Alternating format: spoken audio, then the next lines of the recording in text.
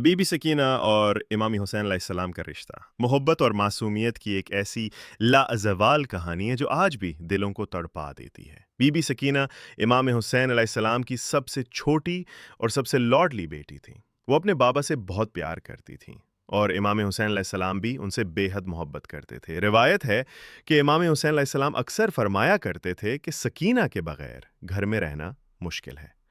Be be Sakina بہت زندہ دل، پیار کرنے والی اور خوش مزاج بچی تھی۔ ان کی مسکراہٹ ہمیشہ چہرے پر رہتی تھی اور ان کا دوستانہ مزاج سب کو بھا جاتا تھا۔ بچے بھی ان کی صحبت بہت پسند کرتے تھے اور وہ بڑوں کی طرح ان کے ساتھ وقت گزارنا چاہتے تھے۔ وہ بہت سخی تھیں اور جو کچھ بھی ان کے پاس ہوتا دوسروں کے ساتھ بانٹ دیتی تھیں۔ امام حسین علیہ السلام سے بی بی سکینہ کا تعلق بہت گہرا تھا۔ جب رات کو بی بی سکینہ سونے جاتیں تو وہ اپنے بابا کے ساتھ کچھ وقت گزارنا چاہتی تھیں۔ امام حسین علیہ السلام انہیں انبیاء کرام کے قصے اور اپنے دادا حضرت علی علیہ السلام کی جنگوں کی کہانیاں سناتے تھے۔ وہ اپنے بابا کے سینے پر سر رکھ کر سو جاتیں اور امام حسین علیہ السلام تب تک وہاں سے نہیں ہٹتے تھے جب تک وہ سو نہ جاتیں۔ محرم کی دوسری تاریخ سے جب یزید کی فوجیں کربلا میں جمع ہونا شروع ہوئیں تو امام حسین علیہ السلام نے اپنی بہن حضرت زینب سلام اللہ علیہا سے فرمایا، اب وقت آ گیا ہے کہ تم سکینہ کو میرے بغیر سونے کی عادت ڈالو۔ بی بی سکینہ رات کو اپنے بابا کے پیچھے پیچھے چلتی اور امام حسین علیہ السلام کو انہیں پیار سے حضرت زینب سلام اللہ علیہا یا حضرت رباب کے پاس لے جانا پڑتا تھا۔ کربلا کے میدان میں کربلا میں محرم کی 7ویں تاریخ سے جب پانی نایاب ہونے لگا تو بی بی سکینہ نے اپنا تھوڑا سا پانی دوسرے بچوں کے ساتھ بانٹا۔ جب پانی بالکل ختم ہو گیا تو پیاسے بچے امید بھری نظروں سے سکینہ کی طرف دیکھتے اور چونکہ وہ ان کی مدد نہیں کر سکتی تھی ان کی آنکھوں میں آنسو آ جاتے۔ جب بی بی سکینہ نے امام حسین علیہ السلام کو خون میں ڈوبا ہوا علم لاتے دیکھا تو وہ سمجھ گئیں کہ ان کے چچا حضرت عباس علیہ السلام شہید ہو گئے ہیں۔ اس دن کے بعد سے بی بی سکینہ نے کبھی پیاس کی شکایت نہیں کی۔ امام حسین علیہ السلام کی شہادت کے بعد بی بی سکینہ نے مسکرانا چھوڑ دیا۔ کوفہ میں وہ ایک غمگین اور سوچوں میں ڈوبی ہوئی چھوٹی بچی دکھائی دیتی تھیں۔ اکثر وہ رات کو جاگ جاتی تھیں۔ جب ان سے پوچھا جاتا کہ کیا انہیں کچھ چاہیے تو وہ کہتے ہیں، میں نے ابھی ایک بچے کو روتے سنا، کیا وہ اصغر ہے؟ وہ مجھے بلا رہا ہوگا۔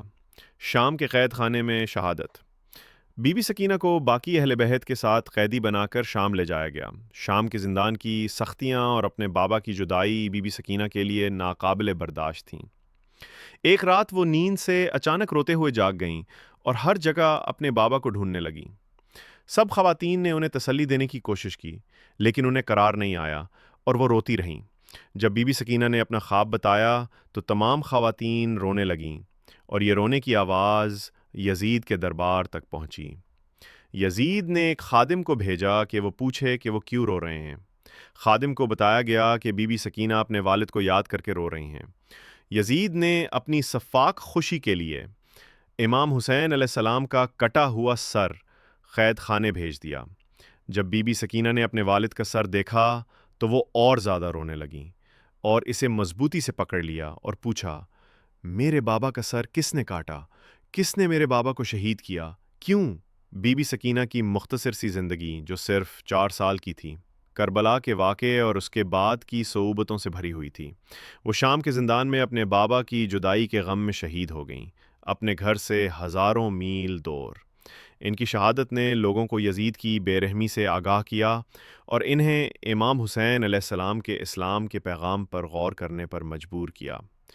بی بی سکینہ کی کہانی اس لازوال محبت، معصومیت، صبر اور قربانی کی علامت ہے جو انہوں نے اپنے والد امام حسین علیہ السلام اور اسلام کے لیے پیش کی۔ کیا آپ کربلا کے واقعے سے متعلق کسی اور شخصیت کے بارے میں جاننا چاہیں گے؟